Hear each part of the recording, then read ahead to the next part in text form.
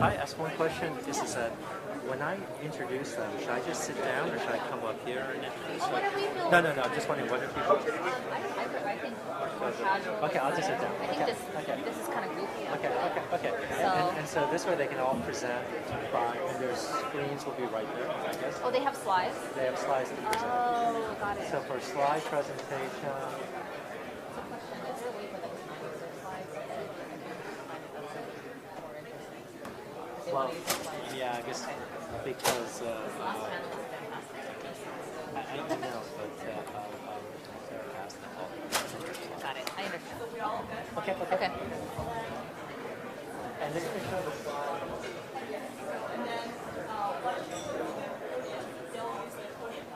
Oh.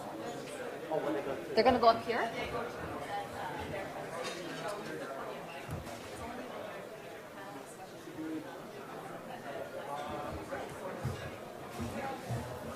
Great.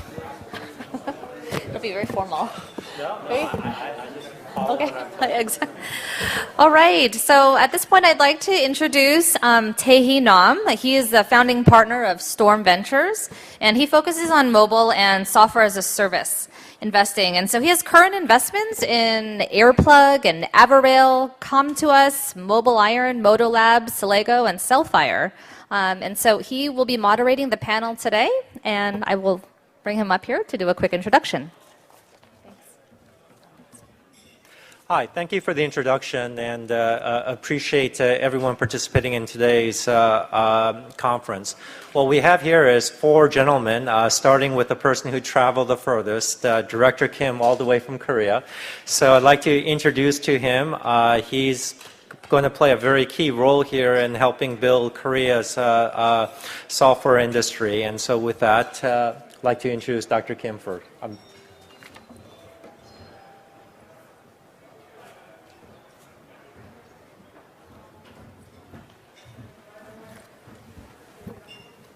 Shall we start presentation or introducing ourselves? Okay. I will start my presentation now.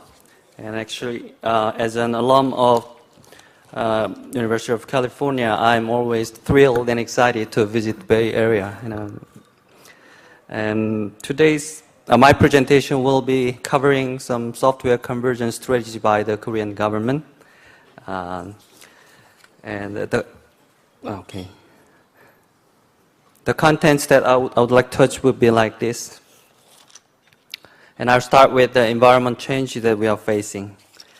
Okay, as you are all aware, human beings will face more uncertainties in the future, and our lifestyle is expected to dramatically change as low fertility persists and aging society matures. And with the smart devices penetrating further, the global network will be expanded, and the new technologies such as big data will impact the whole lives of people. Oh, sorry. Okay, let's have a look at the technology side in more details. A technology that connects knowledge with human activities will further emerge with the help of internet and social network services. There also will be active researches on human-oriented technologies such as brain science and emotion-related sensing. In Korea, such changes in the environment have brought in the industrial paradigm shift. The labor or capital-intensive growth strategy, which had been the driving force of Korea, has faced limits as Korea is chased by new emerging economies such as China. In an attempt to proactively respond to these changes, we are making more efforts to shift toward the creative economy that puts bigger importance to knowledge and know-how rather than the traditional factors. As shown in the slide, software engineering, design, and other activities, so-called soft factors, get more importance than assembly and processing. This leads the added value creation to draw a smile curve rather than a traditional reverse U-shaped curve. Next, I'm going to move to the concept and current status of software convergence. The software convergence can be defined as the conversion of the traditional industries such as automobile, shipbuilding, and others into high value-added ICT technologies and software. In addition, it also implies creation of new products and services by utilizing advanced software technologies. Okay, in the software convergence, knowledge and creative ideas are two critical elements.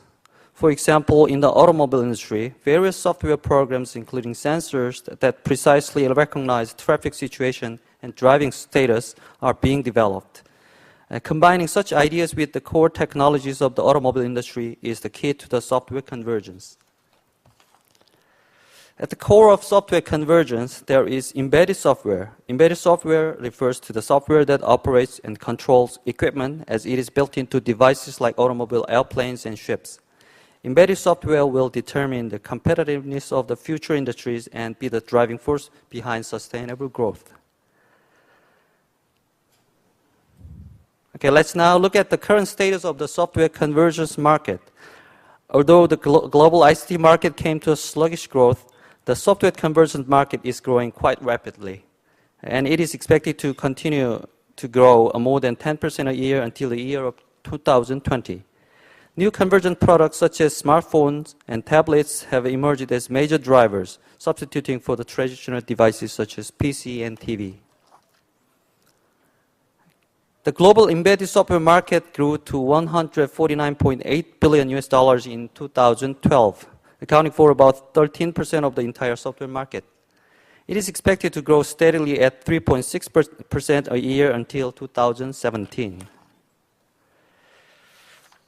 Let me now touch upon the policies that the Korean government has taken so far and major achievements that we have made. To boost the development of core technologies for software convergence, the Korean government supports R&Ds combining ICT with the 5 main industries of automobile, textile, aviation, energy, shipbuilding, and marine plants. As follow measures, it also supports commercialization of core technologies in software convergence. Let's now cover education and training programs. Software industry requires high-level engineers of not only developing software, but also understanding various industry domains. To this context, hardware plus software research centers were established at 2 universities in an attempt to educate and train talented people armed with knowledge on ICT and various industries. Advanced courses for software engineering are also opened in major universities. These courses will focus on training masters and PhDs in software engineering. We also host National IT Convergence Forum in order to promote software convergence through exchanges between the main industries and IT experts. In order to support collaboration between software companies and major businesses, IT convergence support centers were also established in 9 different industrial sectors and will be expanded to 12 until 2014. Now, let's look at the legal and institutional system. The Industrial Convergence Promotion Act of Korea was enacted in 2010. Unnecessary regulations standing in the way of software convergence have been identified and revised. Earlier this year, another government program was launched in order to support SMEs with regards to reducing substantive testing and prototyping costs for mass production. Let me move on to the achievements made so far in software convergence by industry. The first will be the automobile industry. In the automobile sector, a web browser allowing users to do web surfing on the vehicle terminals and voice recognizing middleware were developed by a small software company and installed on the vehicles from Korean car makers. And shipbuilding. About 60 patents developed through the government R&D projects have been applied in the shipbuilding sector. The electronic remote repair system is a good example. An airplane operation software system named Real-Time Operating System was developed last year through collaboration between Korea aviation industry and a small software company. This RTOS was built onto T-50, a Korean training aircraft, and 16 of them were exported to Indonesia. In the robot industry, an MOU was signed with the Algerian government to export a surveillance robots. A cleaning robot, which can be operated through a PC or smartphone, was also developed and a bolting robot, first of its kind, is projected to bring in a saving of 30% in labor and 15% in construction period. The real-time management of the medical practices with RFID applied to boost sampling, blood sampling, medicine administration, and others are expected to save medical costs while improving patient safety. Korea also developed a medical product management system using RFID. This RFID-based production and logistics system allows for accurate demand forecast and decision-making. A remote control solution that can measure power consumption on real time through internet billing was also developed. So far, 520,000 units of them were exported to 13 countries such as Sweden, Spain, and South Africa. Lastly, I'll briefly talk about the government's efforts to prepare for the future of the software convergence. The Korean government believes that in the center of creative economy is enhancement of soft power. This means that we should create an industrial ecosystem where soft power is more recognized and expanded all across the society. To do this, first, more R&D projects combining software and hardware need to be planned and invested in. We also need to solve unfair trade issues which hinder the further development of domestic software industry. Thirdly, the industry, academy, and government should all collaborate in order to train quality human resources for software industry. More financial investment are required to support software convergence and startups in related areas. In addition, regulations should be eased in order to allow more software-based new industries to emerge. Lastly, we have to actively penetrate into the global software market by securing differentiated capabilities. The last slide shows you the future lifestyles which will be enabled by software convergence. Okay, this is the end of my presentation. Thank you for listening.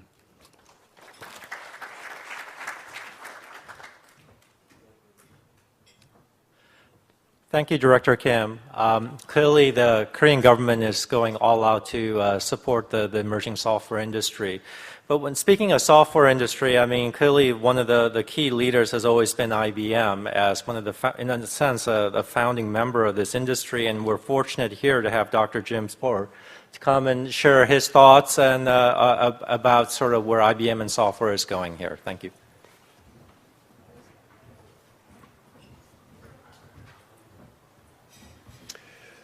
It's great to be here at K-Tech. This is my first time at this conference, and it's exciting as I was reading through the brochure to see all of the startup companies.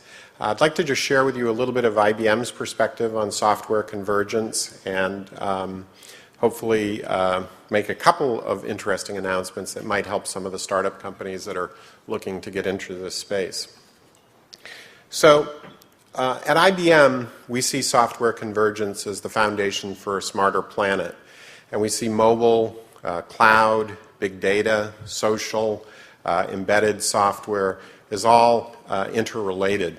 One of the announcements that I'm happy to make today here, as reported in the New York Times, IBM has announced that we're putting our Watson capability into the cloud and making that available as a web service for companies that want to do innovation with smarter systems. And we really see this as the beginning of a new era in cognitive computing. Because if you think about how we're going to interact with these devices, cars with more software, homes with more software, smartphones with more software.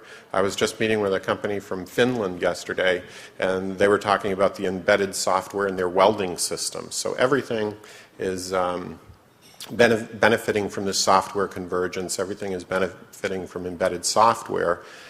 Things are getting smarter. Systems are getting smarter. But how we as humans interact with these systems has to get smarter as well. And the announcement of the cloud-based Watson capability hopefully will open up a whole new set of applications across lots of different industries where we humans will be able to interact with these smart devices, smart machines, smart systems in a more natural way using natural language. So for example, medical applications. One of the first application areas for Watson is to help doctors and medical professionals do diagnosis. When you think about software convergence, I know it's probably hard to read this, but there's a reference here I wanted to make to Eric Brynjolfsson and McAfee's work, The Race Against the Machines. If any of you haven't read their book or read their Sloan article about the race with the machines, I really urge you to read it, because what's fascinating is that we've all heard about Moore's Law. We certainly know about the accelerating rate of change due to hardware innovations. But what we're finding as software convergence becomes more real is there's areas where the algorithm improvements are even greater than the hardware improvements. Optimization algorithms are one great example that's alluded to in this article. So million-fold improvements over decades, a result of both the hardware innovation and the software algorithm innovations. And we're going to see more of this as software convergence proceeds. The way we're approaching this at IBM, and certainly the part of IBM that I'm involved with, I lead our university programs worldwide. IBM is trying to work with over 5,000 universities worldwide to increase the quantity and quality of startups that are coming out of those universities.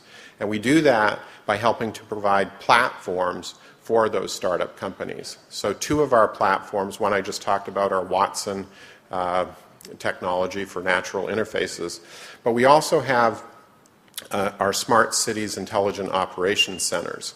And these Smart Cities Intelligent Operations Centers are software convergence for software that optimizes emergency vehicles, optimizes planning in case of bad weather conditions.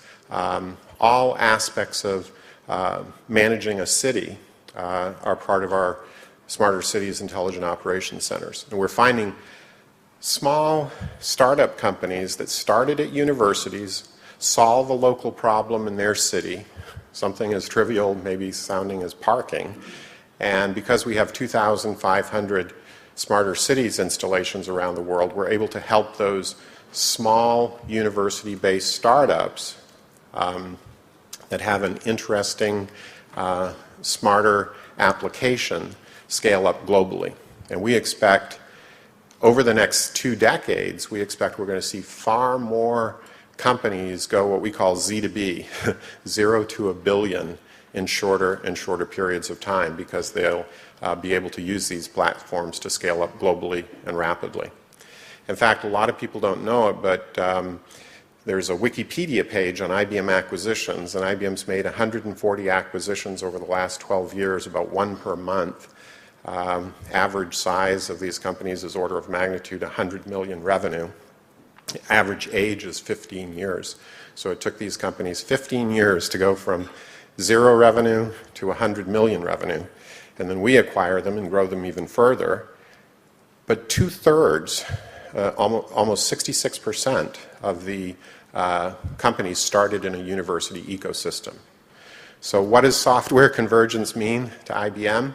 Well, we see it as part of the Smarter Planet, and we see it as lowering the barriers for university-based startups to create new types of value that can scale up globally, rapidly, and profitably.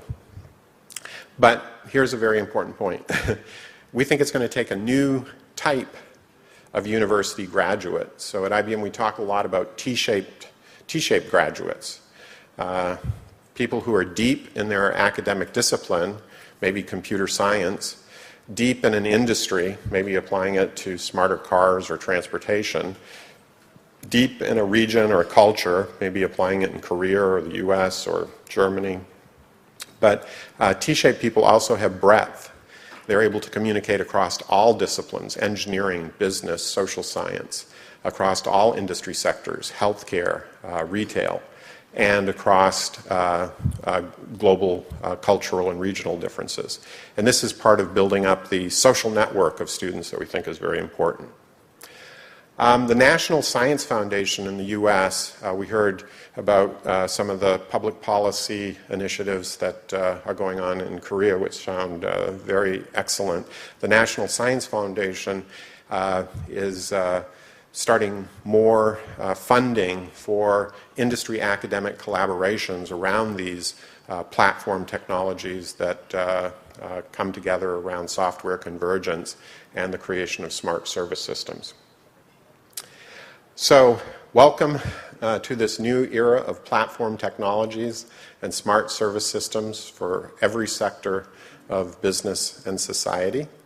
And I look forward to the rest of this conference. I just want to mention that these slides that I've showed you are up on slideshare.net/Spohrer, and they include a whole lot of additional slides about software convergence across various types of industries and how it will affect every aspect of business and society. And I'll stop here. Okay.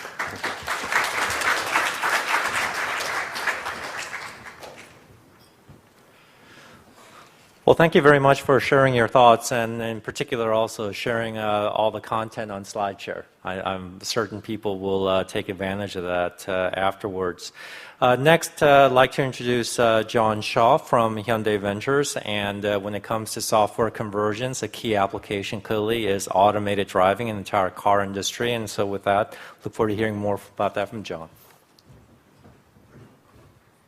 Thank you, Tae-hee, and thank you, everybody, for attending this session.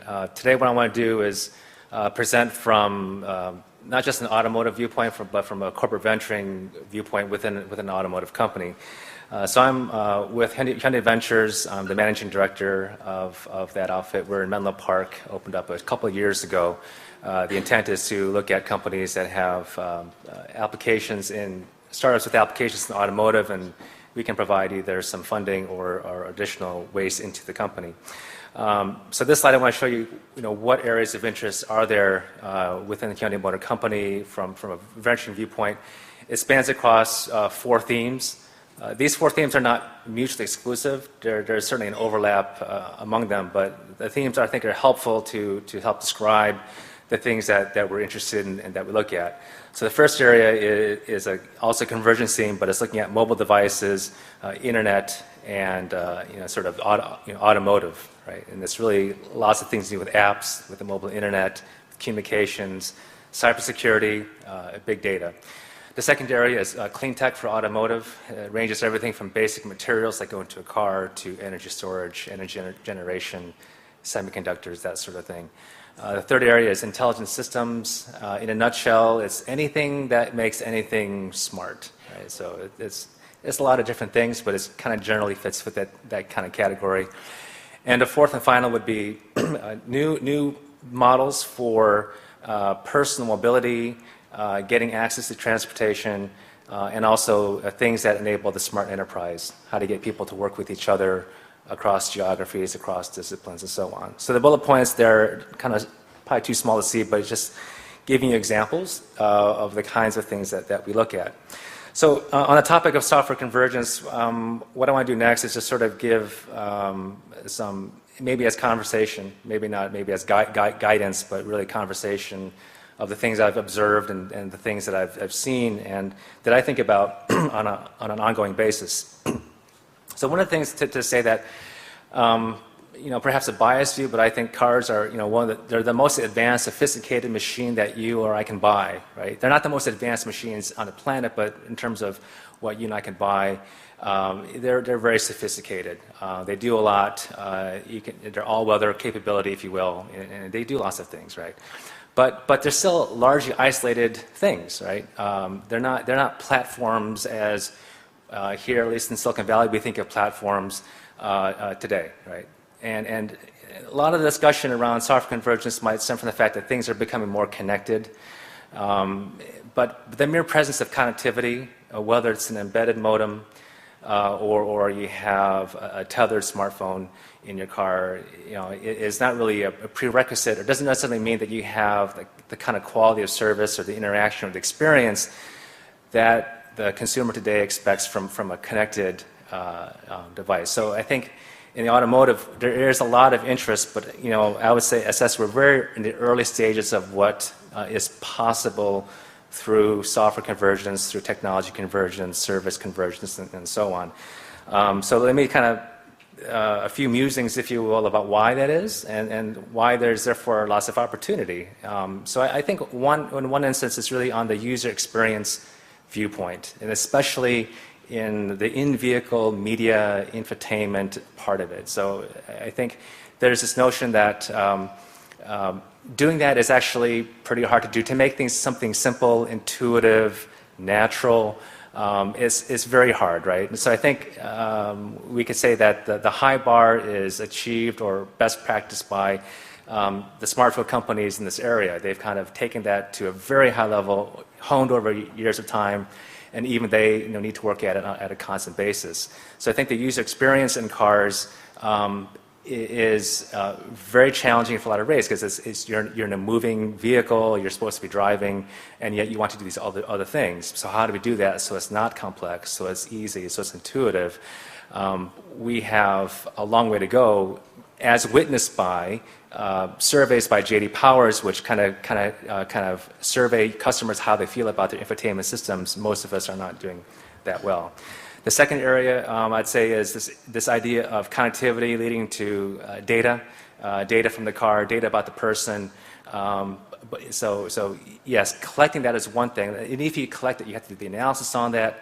And ideally, how do you really augment your intelligence about the car, about the consumer, about the next generation product? I think that's still an opportunity that's still waiting. Now, I think we're still in the mode of collecting the data in the first hand, but how do you interpret that to create a data-driven action in large scale data large scale driven analysis and decision making? I think is still needed. So next is this conversation about the Internet of Things, right? So everything from thermostats to smartphones to TVs and whatnot. Well, there's the Internet of Things, right? And so we're going to IPv4 to IPv6. So we have all these addresses, but in the car, it's the idea that the car is a moving thing. It's this thing in motion. It's not static. So here, even though we're mobile, we're largely static in this room. But in a car context, your activity is constantly changing, right? So how do we, everything from the communications capability to the internet, to the context change, to access to data, all those things are, I think, very different than what is traditionally what people think of the Internet of Things. And so I think we can borrow that from that, but we have to this notion that things are moving has to be taken into account, right? Or more and more, okay? And finally, this is my last slide. So I feel like, having been, I've lived in the Valley for quite a number of years, so I kind of feel, yeah, there's the know-how, there's a lot of pieces of the puzzle are in existence. They're I see them in lots of different places.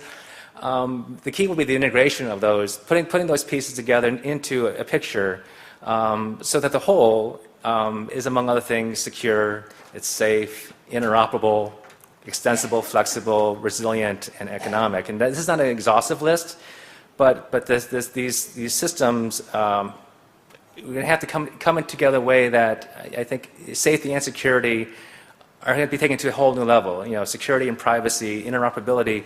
The car industry in and of itself is not known for its interoperability. It's one little known fact, or maybe it's a well-known fact, the number of standard parts that you can find in every car in the globe is exactly 0.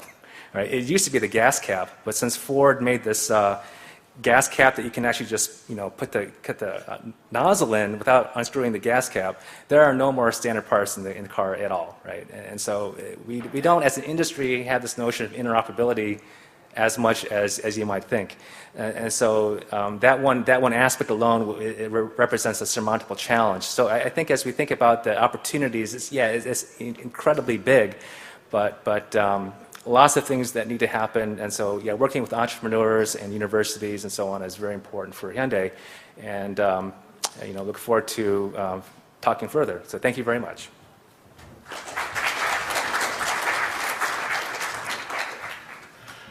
Next, I'd like to introduce Professor Chris Gerdes, who's the director of the Center for Automotive Research at Stanford University. You know, a few years ago, I would have thought that when you thought of Center of Automobile Research and Silicon Valley, the two seem to be oxymorons. You know, people would instead look at Detroit or other parts of the world. But now with the Google car, with Tesla and all that, it just makes complete sense, and software convergence that is based here at Stanford. So with that, Professor Gerdes. Thanks. Good afternoon, everybody. It's funny that you mentioned the disconnect between Stanford and the automobile.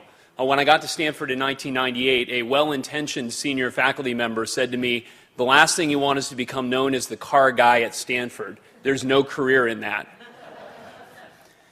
Well, that hasn't been true, and I think one of the real reasons for that is because of this connection between software and the automobile here in Silicon Valley. So I want to build on some of the things that John talked about and take them into the research that we do with self-driving cars. Just to start off, it's pretty clear that software convergence has already come to the automobile. There's somewhere between 10 and 100 million lines of code in a modern automobile. And if you want to see some of these comparisons, there's a great site, informationisbeautiful.net, which does a fantastic job of mapping out relative software complexity. And if you think about it, to put that in some perspective, 10 to 100 million lines of code is about 2 orders of magnitude beyond what it takes to get the space shuttle up into space. It's on the same order of magnitude and complexity that you could see in Windows 7, for instance. So cars are sort of equivalent to having an entire operating system in them already today, or what you need to power the Large Hadron Collider. You know, earth-shattering science, same level of complexity in the car that you can buy for somewhere between $20,000 and $40,000. And to go one step further, if you want to take this into the biological realm, the mouse genome consists of about 120 million pairs, DNA pairs. And so if you kind of translate that roughly with lines of code, what it's saying is that the car is actually approaching biological levels of complexity with the software already there today. And the reason I make that comparison is because if you think about the car of the future and what we're talking about doing, we're having discussions of the car driving itself, which is really replacing the human and a biological level of complexity. So it's not surprising that companies like Google, companies like IBM, experts in software, are looking at this idea of driverless cars because it's a huge software challenge. One of the real questions, though, is how hard is it in actuality to replace the human? Now, this is something that we've been studying in my lab and in a project that we have with Audi and Volkswagen. We're trying to see if we can actually push to the limits of expert driver performance. And one of the places that we're doing that is out on the racetrack. So it's an interesting thing to think about. The world's best race car drivers try to use every bit of friction between the tire and the road to go fast. But if you're in an emergency situation, if your car is going to have an accident, you want to use every bit of the friction between the tire and the road to be safe. So if we can learn from the very best drivers how they handle the car in these critical situations, we can develop unprecedented levels of safety systems. We can develop cars that can avoid any accident that the laws of physics say can be avoided. So this is a challenge that we've had going on, and I want to share with you just a little bit of video so you can see what this looks like. This is our car. Let's see if it's going to play. Oh, no. Is there a way to go back? The video should have been on the...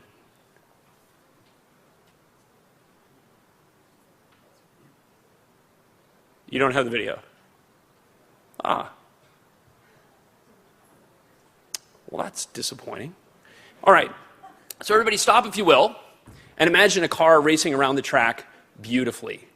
Okay, we are using differential GPS on this car, and it's able to move to the outside of the track, to the inside of the track, getting only centimeters away from the edge, and approaching levels of expert driver performance. On a 2-minute and 17-second lap for the president of the racetrack here, we're able to do that in about 2 minutes and 21 seconds. So we're a few seconds slower, but we are approaching the levels of the best human drivers. So what does it take to do this? Well, it takes several things. One is actually sensing what the environment is like around you. These are some pictures which are taken from Junior, which was a car developed by Sebastian Thrun at Stanford, which came in second in the DARPA Urban Challenge. And Junior relies largely on a spinning laser on top of the car. And if you look at this picture, it describes the universe or the world as seen by this car. Obviously, that's not quite the way that you view the world. As a series of lines, as a series of points where these lasers have seen reflections. So there's a lot of interpretation. What does that reflection mean? Is it a person? Is it a sign? Is it another vehicle?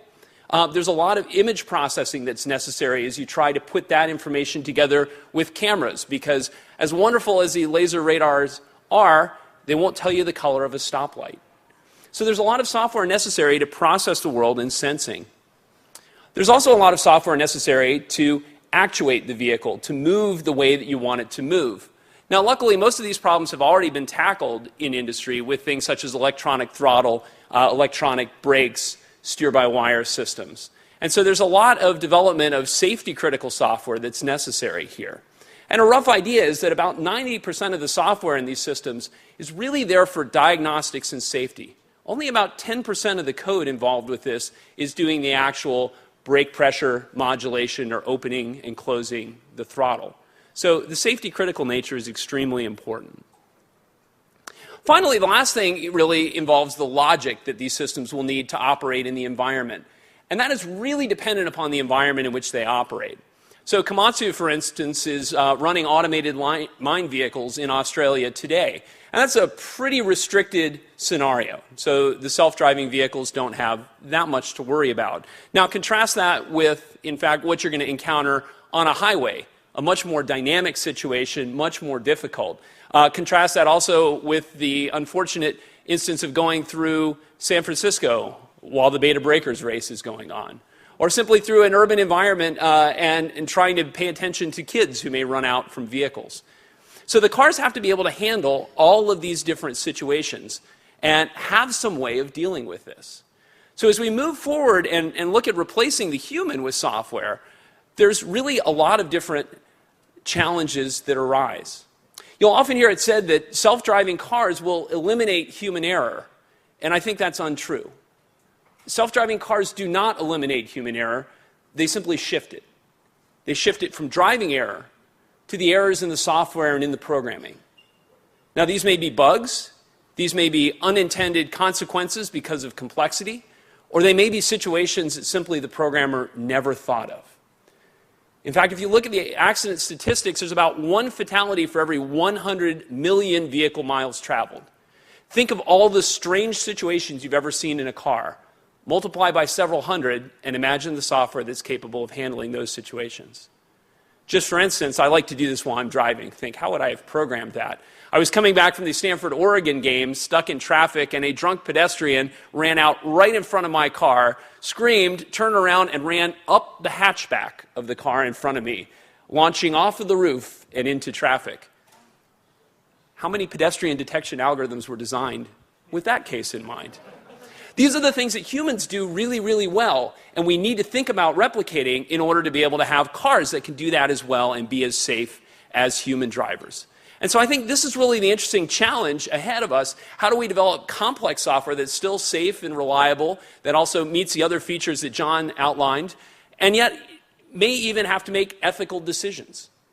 It's not just about having a car that can keep the lane as it drives down the road. That problem has been solved for a decade. But it's driving that car down the lane and responding correctly when another car cuts into it. Should the car protect me because I'm its owner? Should the car deal out justice to the person creating the accident?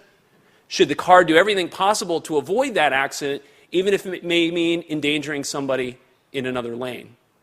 These are the sorts of decisions that our software will have to make in the future. And while I think this is a huge, huge opportunity to dramatically increase vehicle safety, it's a tremendous challenge, which hopefully many of you in the room will help us rise to and meet. Thank you.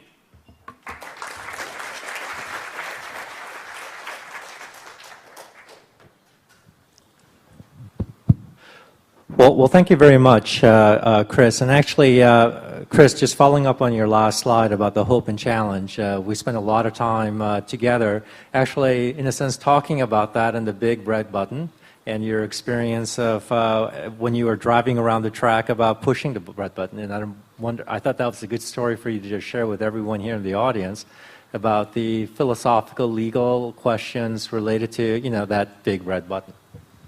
So one of the things that engineers love is to always have the big red button on your design. And that's a button that you hit when, as the human, you want to take control and be able to return control to you and away from the machine. So I've spent many, many hours on the test track with one hand on the big red button, ready to take control. And on one occasion, I actually decided to take over control of our self-driving race car on the track just as it was about to brake. And in the smallest fraction of a second between the difference when it would have been braking and when I put my foot down on the brake, the car had traveled about another 5 meters and therefore proceeded to go off of the track under my control, when it may have gone slightly off of the track under the computer control. And it raises an interesting question. What happens when the car is more able to handle a situation than the human? Will we in the future have the ability to hit the big red button and take over? Or is there at some point where we really truly need to relinquish control? Does the car become a robot subject to rules like Isaac Asimov's rules of robotics? If you ever read those stories, the first was that a robot should never harm a human being or through inaction allow harm to come to a human being. Lower down the chain was that the robot should respect the wishes of a human being. And so if you think about it, that raises an ethical decision where the robotic car may have to ignore the wishes of the driver in order to save someone's life. So I think there's some fantastically interesting ethical decisions ahead of us. Okay. Thank you very much, Chris. And just following up here for the other panelists as well is on the theme of automated driving. They're just curious in terms of activities, programs going on that you can share about automated driving, and also for Director Kim as well at the end, in terms of type of government support and being applied to the area of automated driving.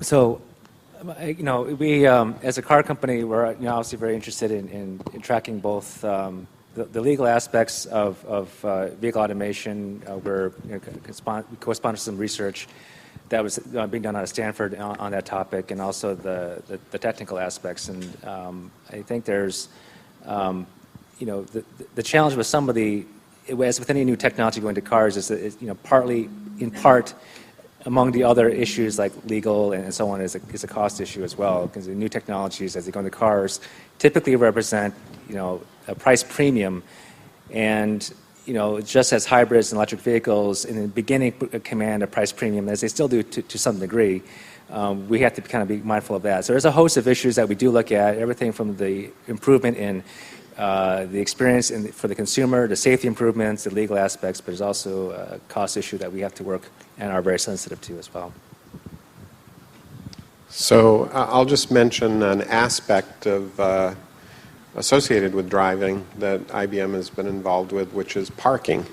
And many of you may have heard the statistic that Imperial College reported that 30% of the gasoline that's used in congested urban areas is cars looking for parking.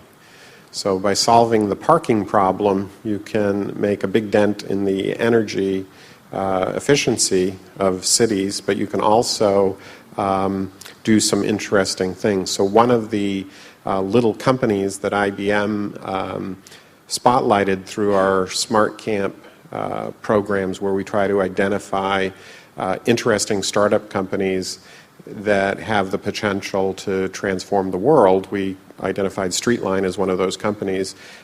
Within a year of being identified, we were already integrating this company's solution into some of our projects with cities worldwide, and they received 20 million in additional VC funding, as well as we estimate about 30 million in free advertising. So parking is a very, very interesting issue. There's a lot of interesting innovation coming out in this area.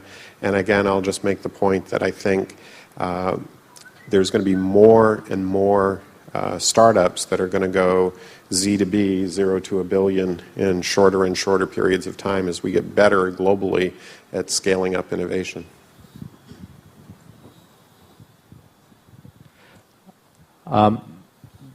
Director Kim, if there's anything you'd like to share in terms of the Korean government's perspective as to automated driving. Yeah, actually, until recently, the Korean government, with the cooperation with small and big companies related with the automobile industry, have focused on developing a basic technologies which is related with sensoring and not so safety critical functions. Because our technology level is not so excellent compared with the top automobile companies, which has long focused on the autonomous vehicles. So we have focused on that areas, but we have now moving towards the development of future autonomous vehicles, which has more functions and more sophisticated tasks that can be done. So we are moving toward that direction, and we will be investing in more resources on developing that technologies.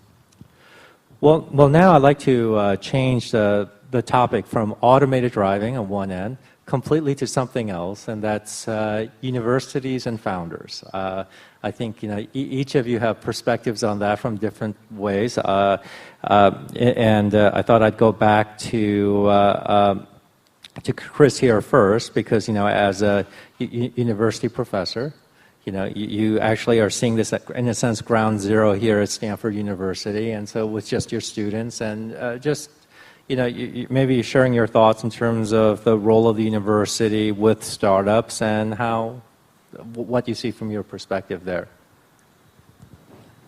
Well, it's been really fascinating being at Stanford and getting able to connect with some of the startup ventures taking place here. I was actually an entrepreneurial management major as an undergrad, so I've always had that interest. But it's been fascinating to see the culture here. I recently helped a former student of mine, Josh Switkus, raise funds for Peloton Technology, which is a company looking at platooning heavy trucks at close distance to improve safety and fuel efficiency. And they've really been seeing some fantastic results with that. So that experience really introduced me to the venture capital community here. And I think Stanford as a university has quite a culture of bringing students together, encouraging them to think about these ideas. A lot of my PhD students end up coming to or starting startups after graduation. Some of our students start their companies before graduation. Evan Spiegel has just been in the news with Snapchat. He was a student of mine in machine design. I taught him machine design, so probably nothing useful for him in his current career whatsoever. But it really is fascinating to see how people go out and do these things, but still stay connected. And Jim offered me just a fantastic new perspective on that in our discussion beforehand about the role of the university in a social network. Speaking of Jim, actually I was going to go to you next, since I know you've been spending a lot of time with the universities and just the importance of universities and startups and as you see it from your perspective. Sure, yeah. I'll actually build on what Chris was just saying, because we had a great conversation just before this panel about how amazing it is these days. Little simple things that faculty and industry and students can do together to really change the dynamics of education and build out these amazing social networks for students these days that they previously would have had, I think, a hard time developing. Just simple things like every time a faculty teaches a course, getting all the LinkedIn addresses of all the students and creating a little group and being able to follow those students through the rest of their careers, and including any industry mentors in that group that they might have met, is really a great way to start building out the social networks of these young students. Whether or not they become entrepreneurs or not, we know that one of the keys to success of being a good entrepreneur is having a big social network. Also, if they come to work for a big company like IBM or HP or Cisco or whatever, having a big social network is actually very, very useful. One of the things, in fact, that IBM has done in conjunction with a number of different companies around the world is we formed a new nonprofit professional association called ISIP, the International Society of Service Innovation Professionals, ISSIP.org. And our mission is, in fact, to create more of these linkages between faculty, students, and industry to create more of these T-shaped professionals that have these big social networks. And we're very excited about things like Kaggle, data science as a sport. Mind Sumo was a startup out of Stanford that looks at student competition. So there's just this amazing transformation we think is going to be coming very shortly, where besides the great, Stanford football team, there'll be these great entrepreneurial teams at different universities around the world competing to create the next great startups. And you don't have to look very far, with Facebook and Google and Yahoo as examples to really start to feel the excitement that these new transformations, where we focus more on developing these T-shaped students who have the entrepreneurial connections, what the possibilities might be.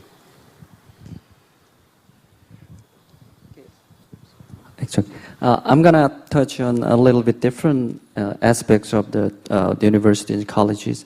And then just unlike the US, where the software engineers are well appreciated and the popularity for being a software engineer is very high, the popularity of software major in Korea is not getting better recently. And it is, most of the universities fails to fill up the allocated numbers of students who are majoring in software engineers. So the booming up that popularity in software engineering is a great task that the Education Ministry of Korea is now having. And also we are helping with Education Ministry to give a more flexible policies to allocate the numbers of the students who are majoring software engineering. And also we work together to allow them to open a very innovative software, hardware convergence courses in each universities. That sort of things are happening in Korea to promote the students' desire to be a software engineers. No, that's great. Actually, that relates to a discussion we had. I was going to ask another question here to Jim, and that is, you had mentioned what IBM is doing with just universities in Kenya. Because I think, being here in Silicon Valley, we all hear about Stanford, obviously Berkeley, but I think, sharing that kind of information about universities and founders outside the United States would be also an information that you... Sure. So our most recent research lab, in fact, we opened up in Nairobi, Kenya, and where with the local university, we've set up an IBM Innovation Center there, an IBM Research Lab, and we're really trying to work with them on an array of programs to accelerate entrepreneurship in Africa. I should mention this isn't just IBM. There's a lot of companies that really see, when we look out at the world, as global companies and we're trying to grow our business, the biggest underutilized resource in the world is all the smart people in emerging markets that don't have the opportunity that we're lucky enough to have here in Silicon Valley. So it's a great effort to try to build smarter cities, and we see the universities as the key to building these smarter cities. But I think I have a blog post where I list 25 companies, of course I started with IBM at the top of the list, but 25 companies that also have their smarter city, connected city, HP, Cisco, Siemens, Google even has Citibank. There's a lot of companies now that are really focused on how do we build smarter cities, how do we think about innovations that improve quality of life locally, and how do we make sure that the local universities have the opportunity to create entrepreneurs. And what we're finding is very interesting. It comes down to culture. The most important thing, there's plenty of smart people, and it's not just software engineers. You need the business people, you need the communication, humanities, and arts people to create the videos. It really is a multidisciplinary team that has to work together as a unit to create these innovative companies.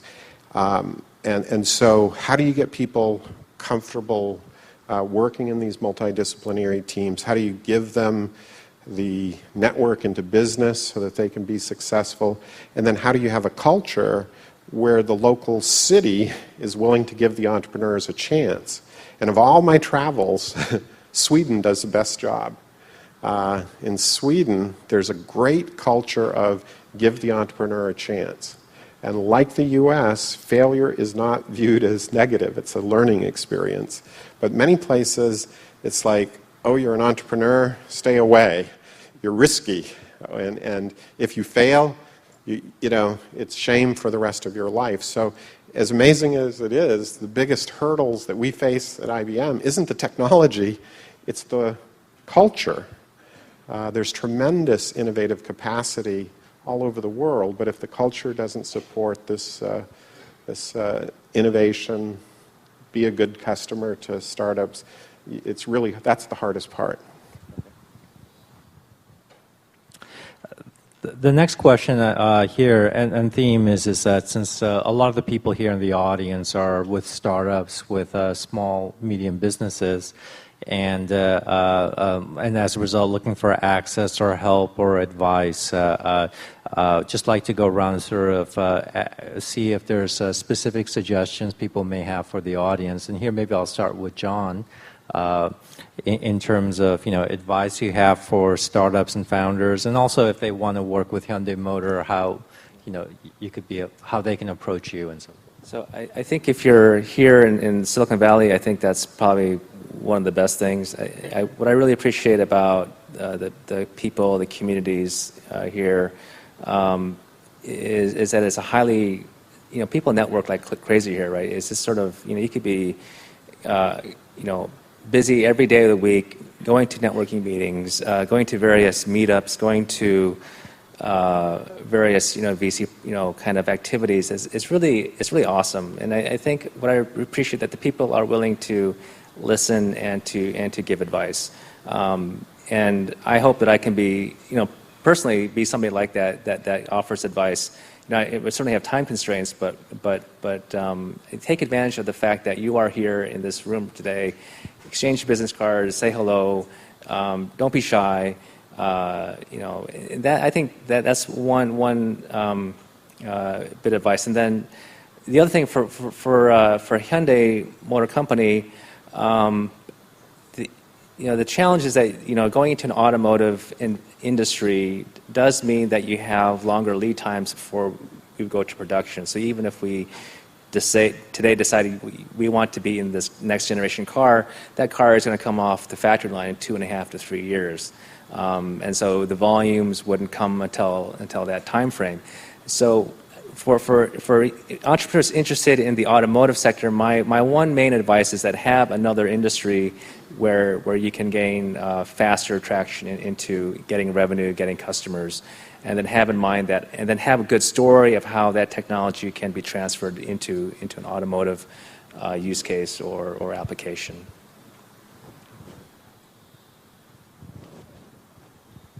I think, so from my experience, I gave a lot of very unsuccessful pitches as we were trying to raise money. Now, I didn't know that. I thought they were brilliant.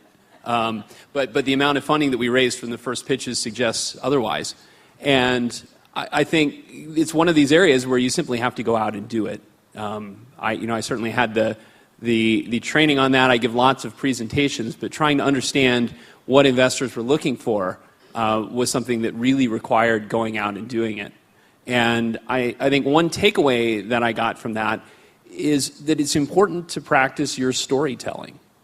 You want to tell a story. There's a tendency perhaps to speak from your area of expertise. So we went in and thought, well, we're going to talk about controlling trucks because, doggone it, we know how to do that, and we're going to convince them that we know how to do that. But actually, the investors we talked to were probably convinced of that within about 30 seconds of talking to us. We had the former director of engineering at Tesla on the team, and I've had a lot of experience in this. That wasn't really where their question was, but that's where our presentation was. And so I think storytelling is a phenomenal skill. And one worth practicing. Take a class in improv. Learn to tell stories, learn to think on your feet, to come up with things, and I think it's an incredibly valuable skill. Some of these softer skills from the humanities that Jim was talking about, I think that's a good one to get across the breadth of your T. You know, before we get to the other two on the panel on the same question, I'd just like to add to what Chris just said. Is that when it comes to storytelling and culture, what I found is that selling hardware and selling software are completely different. It's extremely different. And the reason is that if you're selling hardware like a semiconductor chip, it either meets the specs or it doesn't. And if it doesn't, and you want to make changes, it's going to take 6 to 9 months. Software, though, you can make the change that night. So software is all about selling vision. Whereas with hardware, it's very binary. And so what Chris mentioned here about storytelling and what Jim mentioned about culture is very different, I find, working with software companies and hardware companies on that basis. So most people will never be entrepreneurs, and that's a good thing. But we can all be customers of entrepreneurs. So my best advice is find a young fledgling entrepreneurial firm and find a way to help them. Some of the, Kickstarter, Seed UK, there's various platforms now for crowdfunding. Invest in a startup. Maybe you aren't an entrepreneur, but you can be a customer, or you can invest and help startups and help them build out their social network. So that's number one. Number two, I was very lucky. So when I graduated from MIT and joined a startup company, within 6 months we were acquired by Exxon. But my experience is, as I look around at most entrepreneurs, it's their third company that succeeds. I don't know why that is, but it's just my rule of thumb is the first one usually doesn't make it. They learn a lot. So the second advice I have, if you are an entrepreneur, is fail fast. Don't get stuck in your first one and it's going nowhere. If it's going to fail, let it fail fast. Learn as much as you can. Get onto your second one. Get onto your third one, because that's more. Each time you'll have accumulated new skills, new network, new capabilities. I love the 60 Minutes spot. I don't know how many of you saw 60 Minutes this Sunday, but GoPro was highlighted, and he was talking about his first failures. Yes, I took $4 million of people's money, and it's gone. My first company didn't work, but GoPro is really exciting. I don't know if you used GoPro in making that video we didn't see, but I'm curious. Yeah, those are GoPros. We use them all the time. Wish we had seen those. Anyway. Okay. I'm not quite sure whether it is adequate for a government official who is about 15 hours flight away from Silicon Valley can make a recommendation for entrepreneurs here in Silicon Valley. But since we are talking about the software convergence, I think recruiting a talented personnel who are aware and who have knowledges and experiences in both his or her majors and the related areas or industries. It's just like the T-type talents that John mentioned before. The majors and the other the knowledges about majors and the other related areas is very important. If yourself cannot be a person like that, try to outsource that kind of talented people from outside, and that would be a key to be a successor in software convergence industry. Well, actually, something that Jim said, wanted to go back to is a couple of things. He mentioned that his first startup got bought in 6 months, but then earlier he was talking about how IBM has been buying one company per month. And I know for a lot of the entrepreneurs here in the audience, M&A is obviously an important exit vehicle. And since IBM has been doing so many M&A deals over the last few years, if maybe you could share for the audience sort of advice about just M&A, not particular to IBM, but just sort of advice about how startups should approach M&A Sure, in approaching larger U.S. companies. I'll just tell a short side story, but our last investor day was at the Almaden Research Center. That's where I work. It's up in the hills of South San Jose, and we had Ginny Rometty, our CEO, and a lot of our investors came. I think it was late February this year. And at that investor day, Mark Lockridge, who was our CFO, he's recently turned 60 and retired, but he, at that investor day, disclosed, and it's disclosed in our annual report, the 14 parameters that we use as we make investment decisions. And there's some very, very simple advice for entrepreneurs. Who else makes money when you make a sale?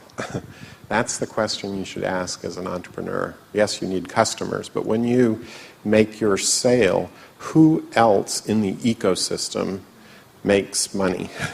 So if you're built on somebody else's hardware and platform, obviously they make some money, so they have a stake in your success. But oftentimes, if you're selling to a customer a piece of software, the system integrators who come along, or the consultants that sell, they make money too. So one key parameter in our acquisition strategy is how much money do we make every time that company makes a sale? Because sometimes the company makes maybe $100,000 a year for selling an enterprise software license, but we may make $1 million or $5 million doing the systems integration for each one of their sales. So we may make 10 times as much as the startup. So we would definitely want to, sprinkle fertilizer and help that company grow, because that's our growth.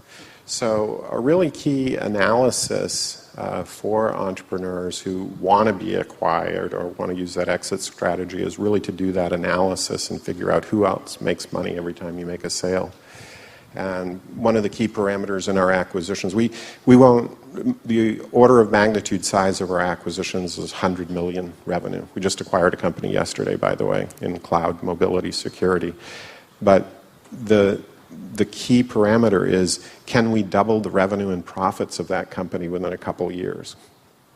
If we think there's a synergy effect where maybe they're in 10% of our customers and we can introduce them to 100% of our customers and grow them faster, that's really key. So as entrepreneurs, a lot of times there's this, we're going to build it on open because that's really going to be cheap and our customers will be able to afford it. And maybe that's good. IBM supports a lot of open. But as you start trying to figure out your scaling strategy and your exit strategy, and also as you go to customers who want that extra security and reliability, it's your partner ecosystem that really matters. Well, thank you very much. With the remaining time that we have, I'm just wondering whether we should take any questions from the audience. Yes. Yeah, I have a follow-up question to Jim about Africa. And in the last few years, we've seen a lot of massively open online courses, so-called MOOCs, emerging. And recently, I heard some comments made about someone setting up a MOOC University of Africa. So I think this is opening up all kinds of possibilities to bring knowledge, expertise to other parts of the world. I'm curious how you, Jim, in IBM, see MOOCs and what you're doing, and how the rest of you see emerging opportunities coming out of totally different ways of teaching and learning, and creating communities of entrepreneurs who can connect through the MOOC platforms that are now emerging.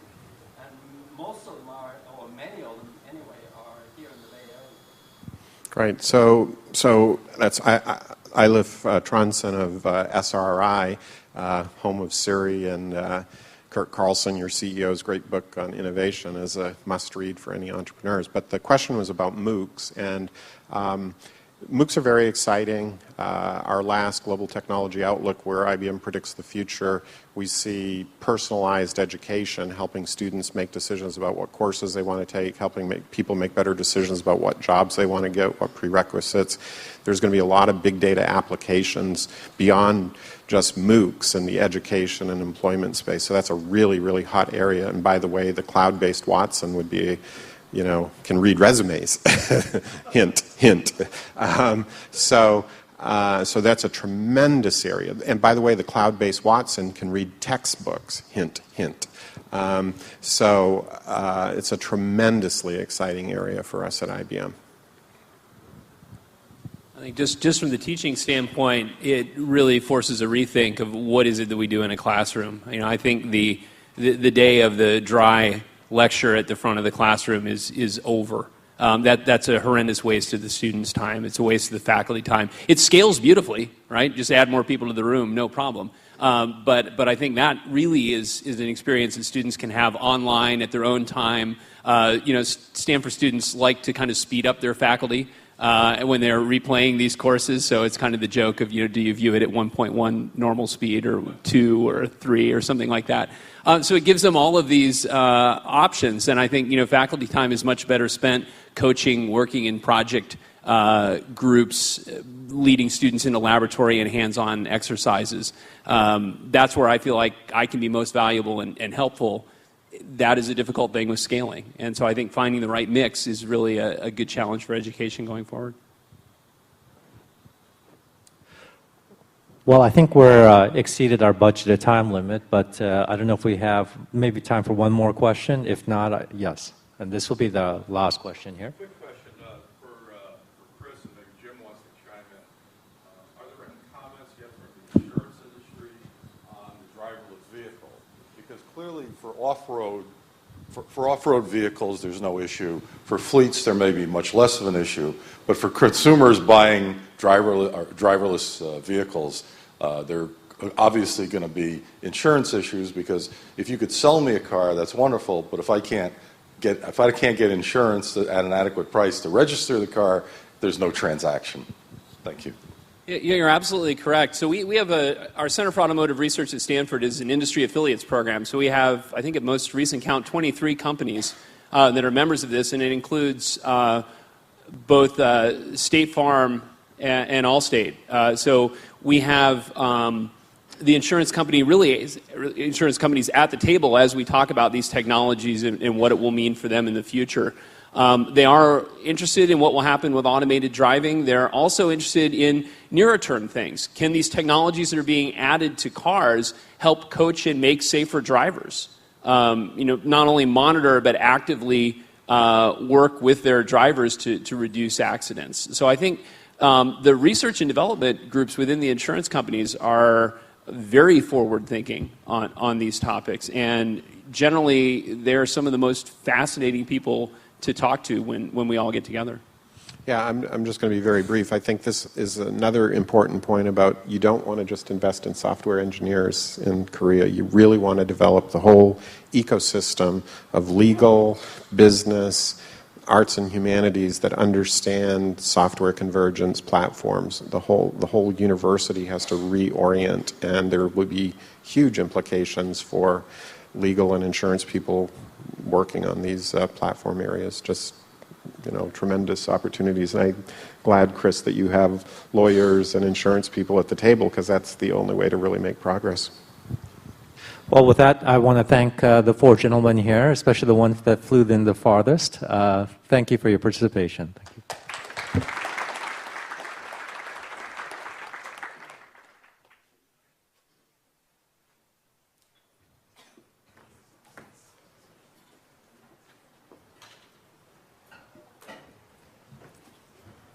Great, thank you.